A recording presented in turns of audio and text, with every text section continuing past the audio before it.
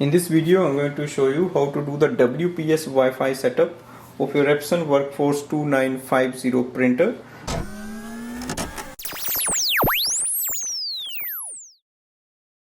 So first we have to go to the printer control panel, scroll ahead and look for the Wi-Fi setup.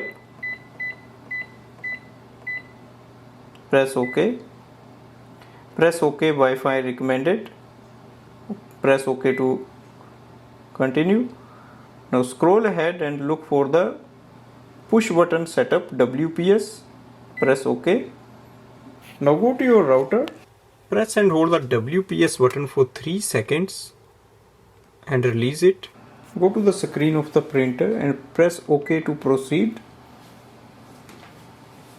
Printer is connected to the Wi-Fi network. Now you can add in any device for wireless printing and scanning. So this way we can do the WPS Wi-Fi setup of the printer. Thanks for watching.